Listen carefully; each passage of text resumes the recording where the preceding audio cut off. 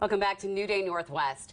This morning we are taking a moment to specifically focus on the men in our lives and their specific health concerns. Urologist Dr. Khanh Pham from Overlake Medical Center and Clinics joins me now. Thank you for being here. Oh, thanks for having me. Well, I'm pretty passionate about this subject because my father-in-law actually died of prostate cancer. So naturally people who lose a loved one to prostate cancer get concerned. Is it going to happen to me? So what do men need to think about?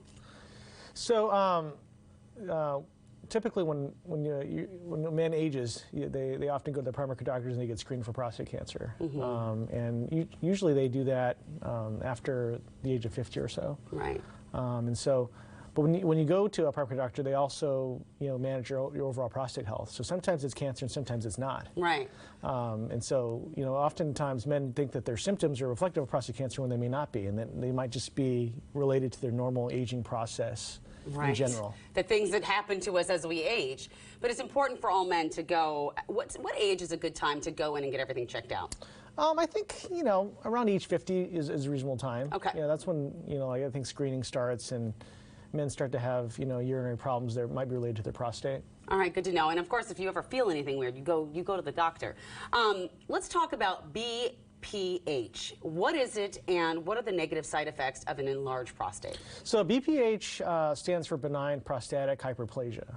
Okay. And so typically in a man, the prostate actually serves as a sexual function organ. However, as a man ages, the prostate can get enlarged over time, and it can impact urinary function. And so the prostate actually surrounds the urethra, and so the urethra is the tube that drains urine from the bladder. Right. And then when the prostate becomes enlarged, it actually can obstruct and occlude the urethra and make it more difficult to urinate. And it makes you feel like you have to more often, is that? Sometimes it does. Okay. Not always, but sometimes. It's interesting. Speaking of that, can you give us a few more symptoms of BPH and who might be more at risk than others, if that's even a thing? Sure. So like I mentioned before, men who are over the age of 50 can be impacted by BPH, and they're at more risk. Like I said, as a man gets older, the prostate gets more enlarged. And there are many different signs and symptoms of BPH. So there's typically two kind of categories of symptoms. There are what are called obstructive symptoms, and obstructive symptoms are symptoms like slow urinary stream, Got it. Difficulty starting the stream, intermittent stream, and retaining urine. Okay. And then there's the other categories of symptoms, which are typically what are called storage symptoms, so that men have an inability or difficulty holding their urine in their bladder. Yeah. And that can cause urinary frequency, urgency, nighttime voiding, and sometimes incontinence. It's hard to know which one, but would you just say overall, don't wait, don't listen to your body? Because I know sometimes men specifically have a harder time of just saying, I have to make time for this and go in and check myself. Yeah, so I've seen over the years, many men will kind of say like, well, it's just a normal part of aging, and they ignore it, and they just assume that everything's okay, and they kind of suffer many years when they don't have to. Yeah. And so I think it's reasonable to, when you're having these symptoms, go see your primary care doctor, mention it to them. They'll talk to that man and see, maybe you should see a urologist, that type of thing. So once they come to you, how is it diagnosed?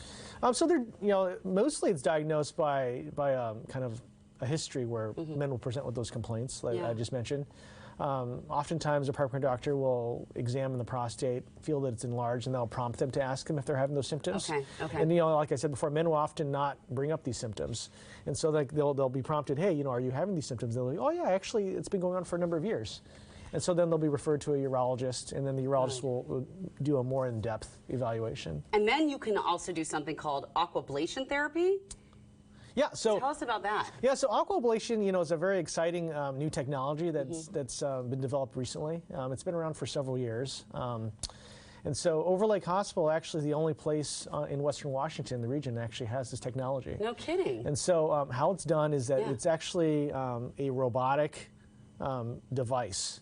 And it's essentially, a robotic computer that helps the surgeon be more precise with removing excess prostate tissue that might be obstructing the urinary tract. Okay. And so how it's done is that there's two devices that are attached to it. One's an ultrasound that essentially marks out the prostate. Yeah. And then those markings are programmed into the computer, and it delivers into the second device a heat-free jet of water at high pressure. Wow. And so as it moves through the prostate, it removes all the excess tissue that's obstructing the urethra. Ah, interesting. Yeah. And then you probably feel so much better afterwards. Yeah, no, it's great. I mean, like, you know, we've had a lot of success with it in our group. You know, I'm one of 4 people that actually do it in our group. Nice. And so there's a lot of excitement in our group about it. Thank you so much. Thank you so much for coming down here and for sharing all this with us and explaining it. Men, get out there, get yourselves checked. And if you want to learn more about what we discussed today or get in contact with Overlake Medical Center, just visit the website on your screen, overlakehospital.org/urology. Super simple. All right.